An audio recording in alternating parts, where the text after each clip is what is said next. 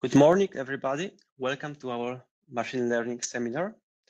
Today, we'll have the pleasure to have a talk from Cedric Lothritz from the Interdisciplinary Center for Security and Trust of the University of Luxembourg. And the talk will be about, it is yet another talk about NLP. And today we'll hear about the LuxemBERT, the model for the Luxembourgish language. Cedric, please go ahead. The virtual floor is yours. Okay, thank you very much, and good morning, everyone. So today I will present my model, my Luxembourgish model called LuxemBERT. It's a language model for the Luxembourgish language. And let me just stop. Okay, so here's the agenda for today. First, I will will talk generally about language models and the evolution of language models up to the BERT model. And later I will talk more specifically about LuxemBERT itself. And finally, I will also show a few applications for which LuxemBERT could be used. So let's start. So what actually is a language model, or why do we want to create language models? So the issue is that computers in general, they do not understand words the way that we humans do. And then by extension, neural networks and similar models cannot process words by themselves. They can only process numbers. So the idea is to bridge the gap between words and numbers and help computers process texts that we give to them. And in general, language model is probably the most important part for NLP today. Specifically, what the idea is that we want to translate given words into vectors that are called word embeddings. And the idea here is that words that have similar meanings should also be translated into vectors that have similar representations.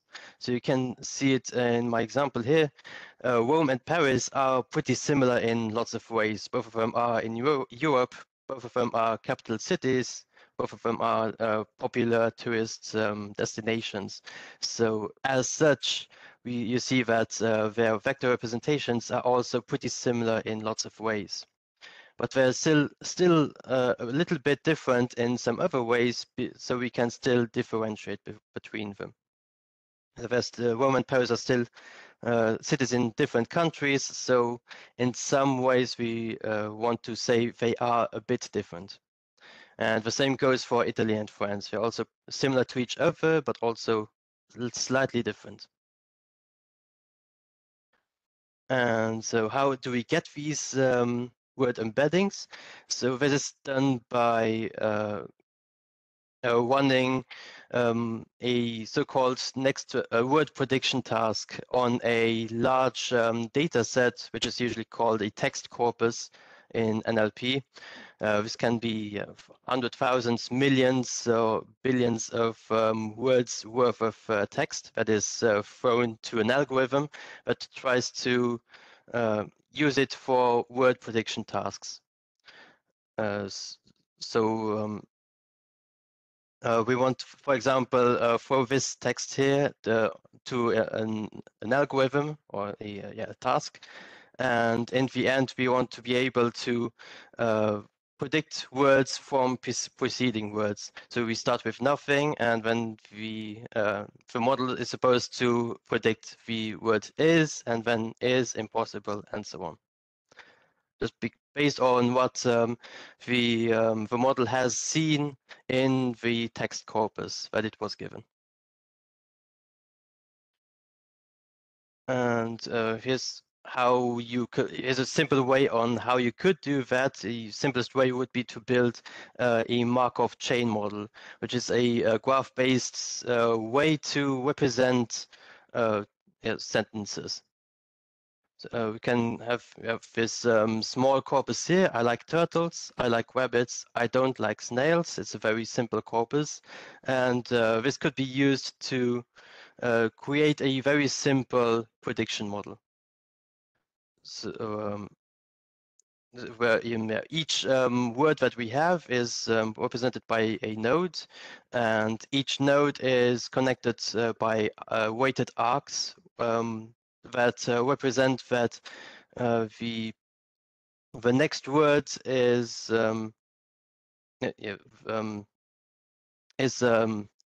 followed. No, the word that follows has a probability of this much to follow in according to the text corpus it was trained on. So each sentence here starts with the word I, which is shown here, and afterwards there's a 2 out of 3 probability that it will be followed by the word like, and a 1 in 3 probability that it will be followed by the word don't. And like I said, based on this entire text corpus, we get this entire model here. The problem with this is that it's super simple. It does the generation of new words is based only on the preceding word, and this can lead to some problems, as you can see here.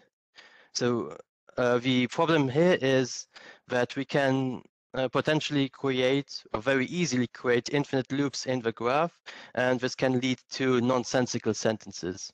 So if we add to this very simple text corpus one further sentence, I don't like rabbits, but I like snails, we can get the following graph, which creates an infinite loop. You see that from rabbits, we have a 50% likelihood of going to the word but, and then we land again on I, and this could theoretically lead to infinite sentences, but surely to nonsensical sentences. For example, we could have a sentence, I like rabbits, but I don't like rabbits, but I like turtles, which obviously doesn't make much sense. And this is because rather than taking into account the entire past sentence, it only takes into account the preceding word. And this is where more complicated neural networks come into play. So the next sort of evolution would be recurrent neural networks, or RNNs, which rather than only depend on the preceding word in a sentence, its output depends on the entire preceding sub-sentence of a sentence. So it maintains a hidden state that will basically keep track of the entire sentence, and it will change. The hidden state will change while we are processing new words in the sentence. So first we input the word my here, the hidden state changes, and it outputs favorite. If we input my favorite, or if we input the word favorite onto the already changed hidden state, it will change again and output season, and so on until it outputs the entire sentence. And the last sentence, it still depends on, the last word of a sentence still depends on the first word of a sentence. So it does not only take into account the last word, but the entirety of the sentence for its prediction. The problem here is more of a architectural problem. The RNNs, they maintain weights, as all neural networks do, but it always maintains the same weight while processing one sentence. It will reuse the same weight over and over again, and this can lead to a problem called the vanishing and also the exploding gradient. And this is a problem that happens during gradient-based propagation method or networks. Because at some point this weight will be to get the partial gradient, this weight will be multiplied multiple times, and the longer the sentence is, the more times this weight will be multiplied, and depending on the nature of this weight, it will either get to near zero, which will make the optimization step become very become very small, and the optimization itself will be very slow, or it will overweight the partial gradient will grow exponentially large, which will make the optimization step jump around the optimum of the network. So it's super difficult to actually optimize the weights of the network if the inputs are the input sequences get longer, which is the case with normal sentences. So, and a way to solve this is by using LSTMs or long short-term memory models, which maintain an additional cell state, which allows the model to regulate the weight of the hidden state that is passed along. In that way, it this vanishing and exploding gradient problem is mitigated, and they are much better at being optimized. So we can optimize them much better, and they are much better at handling long sequences such as sentences. And one well-known language model that is based on LSTMs is called the ELMO model, or embeddings from language models. And what it does is it maintains two LSTM networks. One of them is from represents the sentence from left to right, and the other from right to left, sort of to get some bidirectionality in the sentence, because both contexts in a sentence are important in NLP, because specific words can have multiple meanings, and this meaning can be inferred from both contexts in a sentence. And that is the idea here, that we want to be able to represent a sentence from both directions in some way. And given words are usually modeled as as functions of each network, and they are concatenated for the vector representations. So in that way, sentences are modeled taking into account word contexts from both directions. So the main issue with LSTMs themselves is that they are very resource hungry, and they are very slow to train. Because LSTMs, they process sentences sequentially, one word after the other. And this creates a bottleneck that does not allow to take advantage of the parallel computing power that we have in modern GPUs and supercomputers. So they are essentially very slow to train, and it takes forever to create a model like this. And this is where the current step of evolution comes in, called transformers, which is based on the so-called attention mechanism.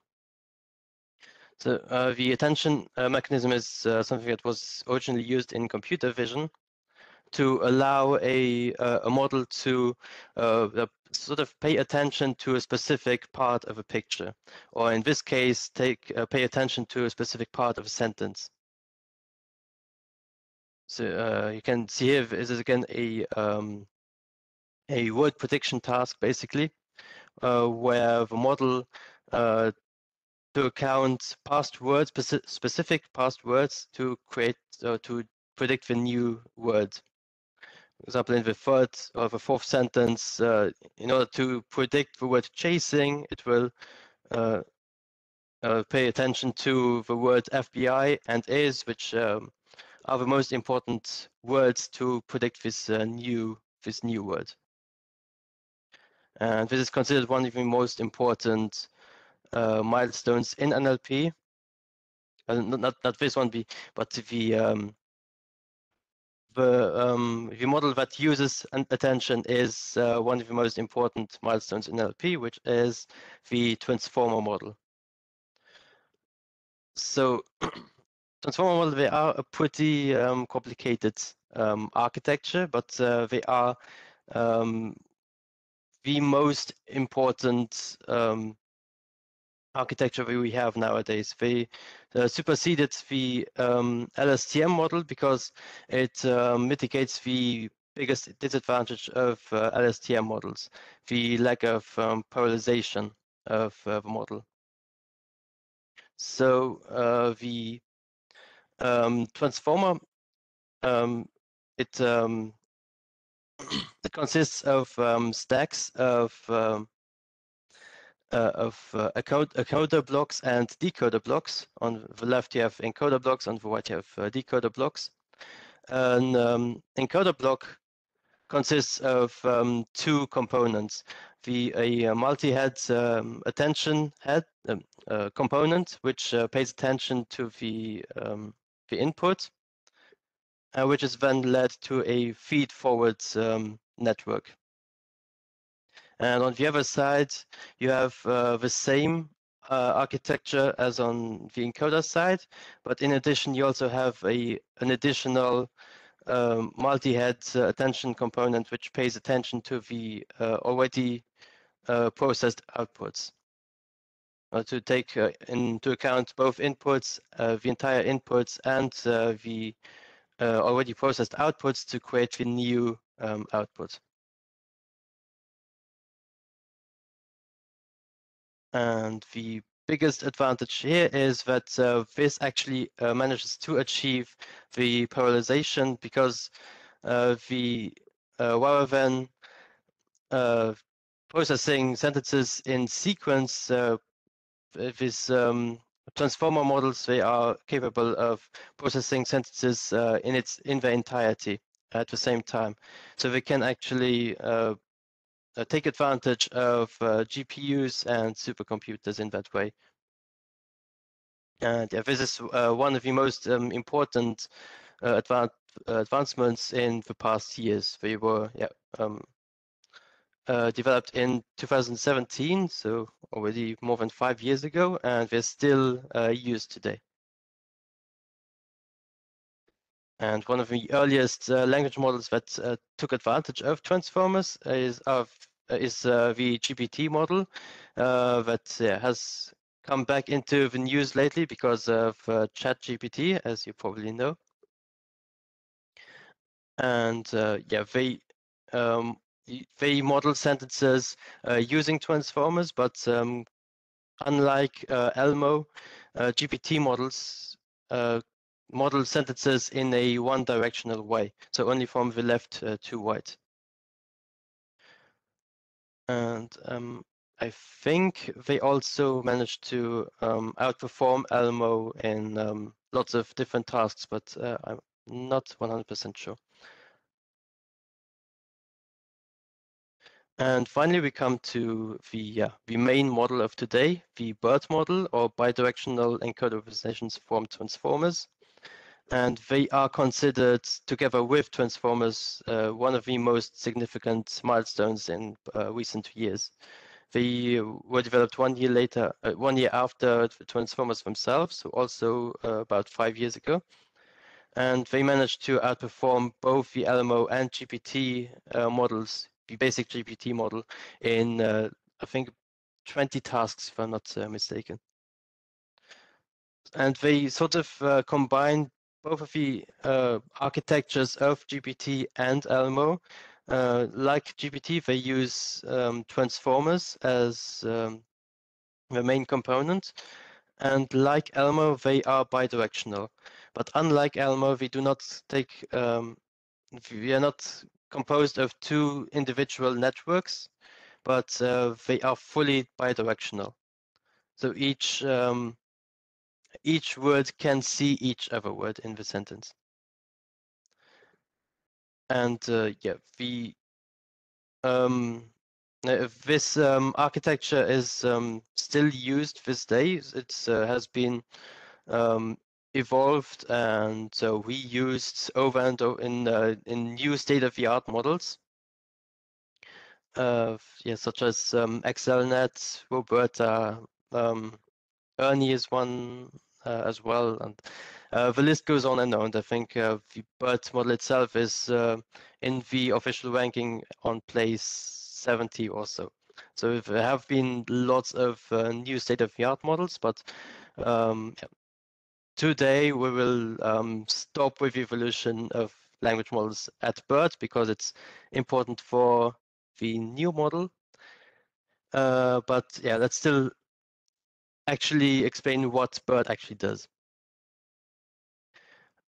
So, like I said earlier, that language models build their word embeddings using a next word prediction model, a word prediction task, sorry. But BERT does it a little bit different. It's still a word prediction task, but this one is called masked language modeling. And rather than generate a sentence from left to right, it will instead take a sentence, mask out certain words in the sentence, as you can see here, and then it will try to predict each masked out word by the it will predict which word of the actually belongs in place of the masks. So it will try to predict the first mask to get the word brown and the second mask to get the word lazy. And it is basically in something that all of you probably did in school. They're either called Mad Libs texts, or in German they would be Lückentexte, or in French, texte à trous. And one further advantage that BERT used is it was trained on a huge amount of data, on 3.3 billion words, which were about 130 million sentences for the original BERT model. And like I said before, it managed to outperform the state-of-the-art in about 20 tasks. Some of them were question answering, and also a collection, a benchmark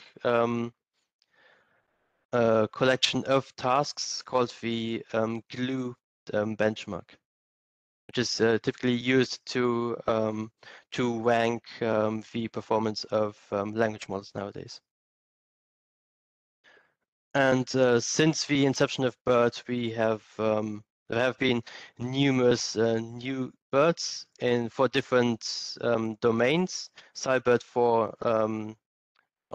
which was trained on scientific papers, and FinBERT, which was trained on financial texts. And the original BERT was trained on English texts, but since then there also have been BERTs created for other languages, such as German, which is called the GOT-BERT, French, which is Camembert, and now we also have a Luxembourgish model called LuxemBERT. So yeah, like I said, LuxemBERT is a BERT model for the Luxembourgish language. We made it in collaboration with our partners for my PhD, BGL BNP Paribas. It was trained on 6 million Luxembourgish sentences that we collected, and the model managed to outperform the only alternative that was available, multilingual BERT or mBERT, which was trained on 100 different languages, including Luxembourgish. So here's a short breakdown of the data that we managed to collect. In total, about 6 million, coming from sources such as Wikipedia and news articles from RTL, but also some less desirable data, such as user comments and chat room logs, which typically do not are not sources that produce sensible sentences, so to speak. But this is still not enough. So, like I said before, BERT models were the original BERT model was trained on about 130 million sentences. So it's a lot larger, a lot more than the 6 million that we already have. But there is a technique to augment, to increase the size of a data set. It's called data augmentation. And just like the attention mechanism, data augmentation was originally used for computer vision. So it's a way to artificially create new data by slightly modifying the data that we already have. For example, in computer vision, this could mean simply rotating images, mirroring images, making them larger or smaller, or changing the brightness to get new data samples. And in NLP, we can do something similar by one typical data augmentation technique in NLP is simple word replacements.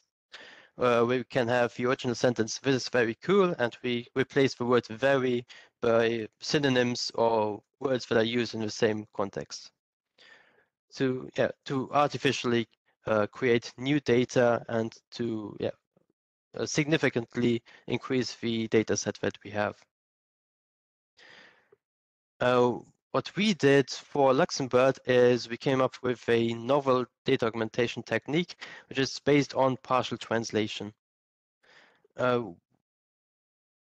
One thing to note is that Luxembourgish is very similar to another language, i.e. German, in that Germans should theoretically be capable of understanding Luxembourgish sentences without actually speaking it themselves. So in that case, in that regard, we can use German to help train the LuxemBERT model. But what we did is we used data from German and we partially translated specific words to Luxembourgish. You can see in this example here, which is taken straight from Wikipedia, which translates to there are 26 known isotopes, only 2 of which appear in nature. And in that sentence, we choose specific words that we want to translate from German to Luxembourgish. The word that means "are" is "sind," and we translate it to "sin." Two translates to "zwei," and this translates to "zwei." And if we do this over and over again, we get this this pseudo-Luxembourgish sentence, as I call it, which is very close to the actual translation to Luxembourgish. So we can use this simple data augmentation technique to artificially increase our data set, which we did, and we got in total 12 million sentences that we then used to train our LuxemBERT model. So we have some Luxembourgish text that we simply use, and then some German text that we translate some specific words of, and also use in the training of LuxemBERT. And like I said, in total, we have 12 million sentences that we use to train our model. And here's basically something that you can try yourself if you want to try out LuxemBERT, and I will show it later in my sort of demo. The idea here is that you basically test the same task that LuxemBERT was trained on. You take a sentence, you choose one word that is missing that you replace by the masking token, sorry, and you let the model itself give you a list of suggestions that it thinks would fit this word best. And you can see in green are all the suggestions that make sense. And you can see that it usually works pretty well. So you have the first sentence here, I something to school, which LuxemBERT manages to suggest a very good words for it. I go to school, or I have to go to school, which is used like this. I was at school, and I drive to school. So in English, this doesn't work 100% well, but in Luxembourgish, these suggestions make perfect sense. And one interesting thing, you can see at the very bottom, Xavier Buttel is the something of Luxembourg, which the model predicts mayor, which was correct at some point. He was the mayor of Luxembourg City, and of course also prime minister. Two words which both mean prime minister. So in addition to actually getting the grammar right, Luxembourg also managed to learn some world knowledge along the way. And I think this mainly came from training on Wikipedia and news articles. And yeah, you have basically the same in the two preceding sentences, where you have Paris is the capital of something, or something is the capital of France, where it also, well, also the first suggestion is also the correct one. But of course, this is not enough to actually test LuxemBERT. What we did is we tested the model on a large number of classic NLP tasks that we made for Luxembourgish. And we found that LuxemBERT actually manages to outperform mBERT in 8 out of the 9 tasks that we tested.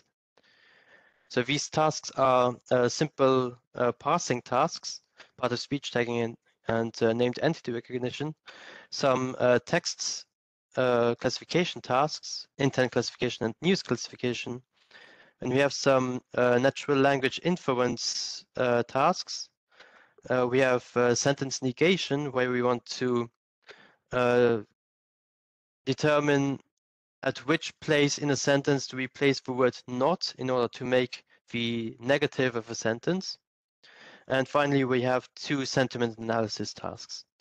And you can see in most cases, LuxemBERT manages to outperform mBERT, except for this WNLI here, which is typically considered the most challenging tasks out of all of these, at least. So you can see that LuxemBERT already works pretty well. So how can we actually use LuxemBERT? So we can it can be used to power lots of different things, such as search engines such as Google. We can have spell checkers and grammar checkers. As you saw before, it's pretty good at grammar.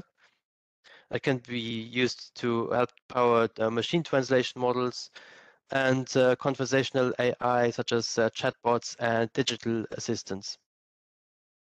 And of course, many more as well. And this is basically where my presentation stops today, but I can quickly show you, 1 second. I can quickly show you the model itself when I find it. Okay, so you can find it on Hugging Face, which is a sort of GitHub but for language models. So you can find it at huggingface.co/Lothritz/LuxemBERT. And Cedric, you can, we only see your PowerPoints.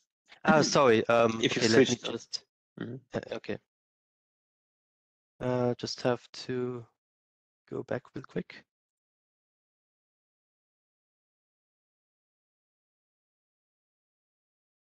Okay, let me share something else.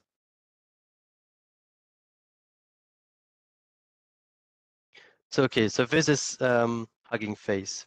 Like I said, it's Okay, we can see it now. basically GitHub for language models.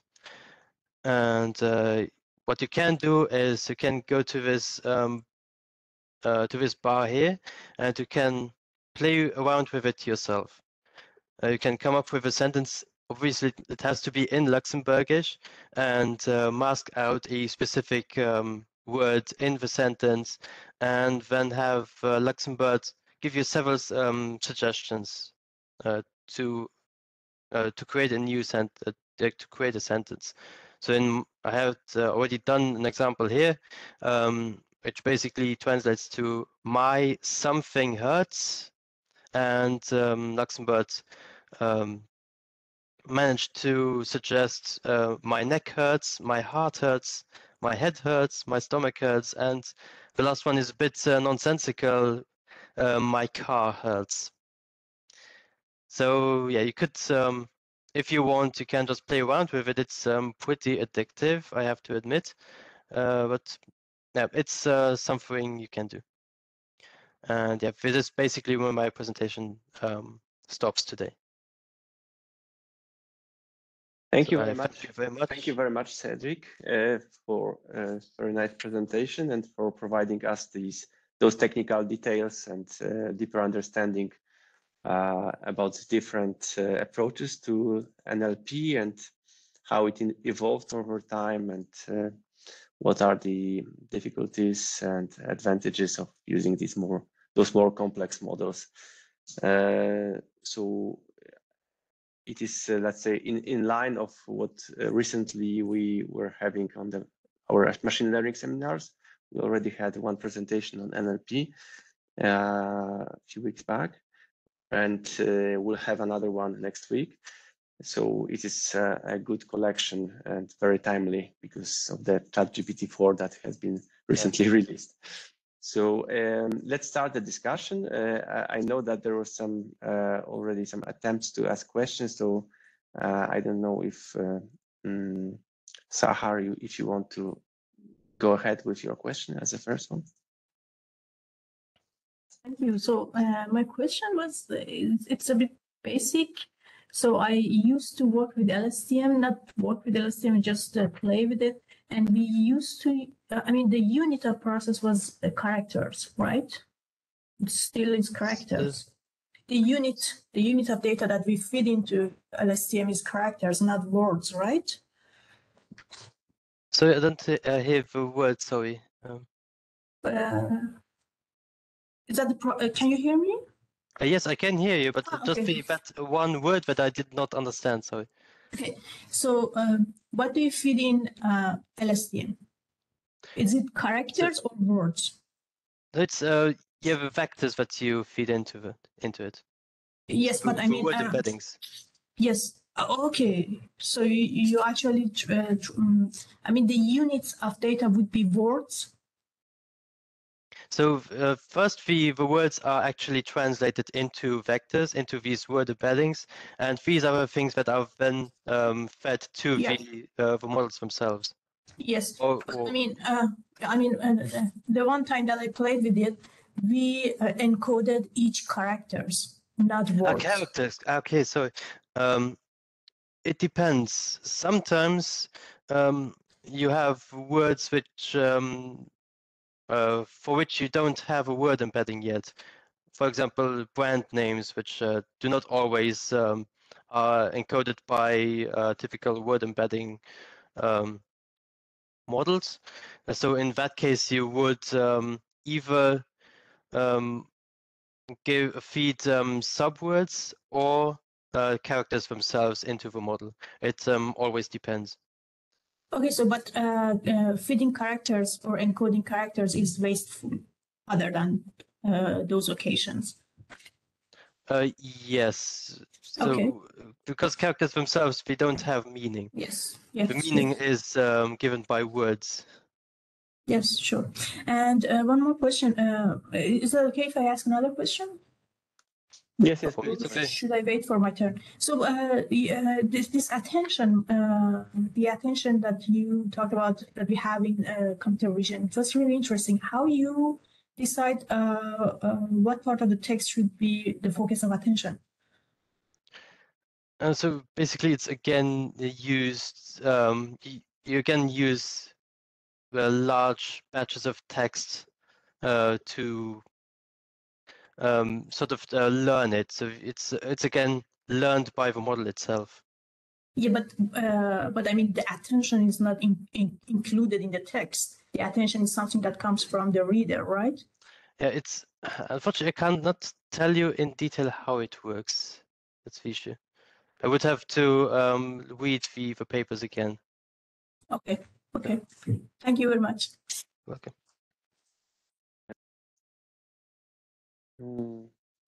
So I will have a question. Okay, there is Navid who wants to ask a question. Okay, so go ahead, Navid, first. Yes, sure. So hi, Cedric, and thank you for your nice and informative presentation. I first had a question about, just out of curiosity, the fact about bidirectional methods. Is it, how I understood it correctly, that transformers are by nature bidirectional when are used in NLP? Yes, you can say that. It can be used in both ways, either one directional or two directional. Like I said, GPT uses them as one directional architectures and BERT in two directions. Yeah, so the architecture of GPT, for example, is just unidirectional. Yes. Yeah. And I also wanted to ask if you have compared the performance of the model other than with mBERT with other models like GPT, for example? As it always depends on if the model that you compare it to is it was trained on Luxembourgish. So that is already a prerequisite. And the GPT that was released, the GPT models that are released right now, they are only trained on, mostly trained on English, except I think for the last two, GPT-3 and 4, which also included Luxembourgish. But I think they were released after we did the paper on LuxemBERT, so I did not have time yet to actually compare them. Yeah, I see. But just a personal question: have you yourself played with the Luxembourgish ChatGPT? Not myself, but I comparable? saw people on Reddit who tried it, and the results were funny. It is mostly broken Luxembourgish. It's understandable, but it makes lots of grammar mistakes and uses words in wrong ways and stuff like that. It's I like see. someone just learned Luxembourgish and tries to have a conversation with you. Nonsense. That's Yeah. Okay, thank you. You're welcome. Yeah, so may have a question about the technique that you used to enlarge your training data. Yeah. You used the German sentences and then substitute some of the words into Yes. Luxembourgish version. And can you see any threat in that your model will again produce quasi Luxembourgish predictions, or So there's no worry about it? the the issue that you can have is that you translate words that have multiple meanings. And this is where we were careful. We only translated so-called function words, which include pronouns, determinants, and so on, which only have a simple or singular meaning. And in that regard, I don't think that we would create wrong sentences in, so to say. They still have their original meaning. They're just mixtures of both Luxembourgish and German. It's still possible that we create nonsensical sentences during the translation, but it's very low, I think. I see. I saw Melanie was raising hand. I don't know if you want to ask a question. Yes, just a very basic question, I think, but how do you train the model to understand what is a sentence? Like, what are the delimiters of a sentence? Do you have to explain it to the model, or does it do it itself? Typically, you already tell the model that before the training. Okay. When you give the data set, it's usually one sentence per line, and that is how the model already knows it. Okay, so it's the data set is already one sentence per line. But if you were getting like a full text and you had like a paragraph, you can. There are techniques how to turn entire texts into single sentences called tokenization, sentence tokenization, and this is how you would do it usually. But usually you make sure that you only have sentences before the training. Okay, good. Thank you. I have another question, which goes back to those more technical part. More technical part of your presentation, and why? My question is why LSTM is better in handling vanishing gradients. That comes from this. Can you show this? It was, I think, slide 12 in your presentation. Sure.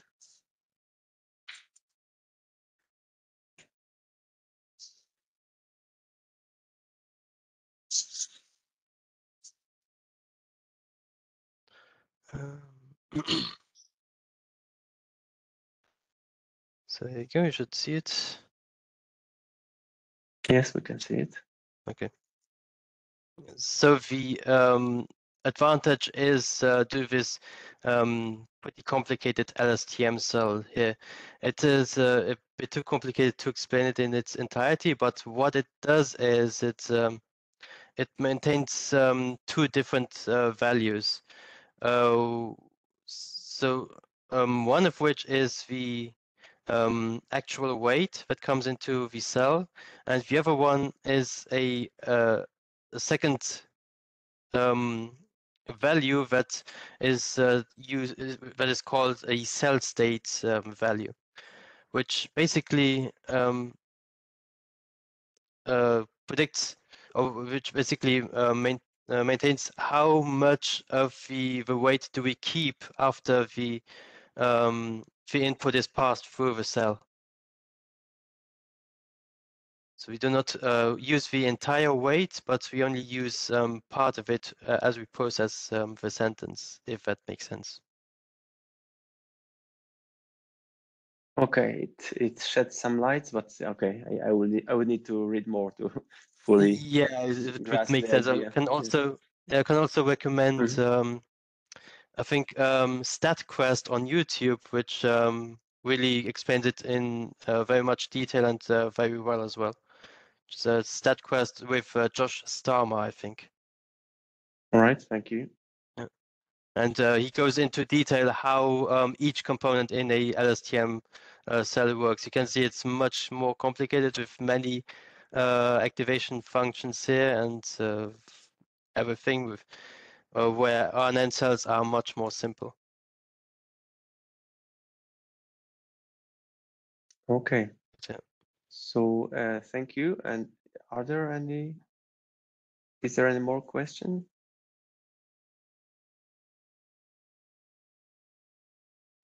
Right. If not, thank you so much, Cedric, for your very nice presentation, and congratulations that you managed to provide this model. Good luck for your PhD Viva. I'm sure that you will do it very well. Thanks. And so today we are done, and let me invite you already for the next week. We'll have another presentation related to language models. It will be about potentials and pitfalls of GPT models in scientific research. So probably it will be quite interesting to all of us. I will keep you posted and will send you an invitation for that. So having said that, thank you so much again, and have a good day. Goodbye. Bye. Have a nice day. Bye.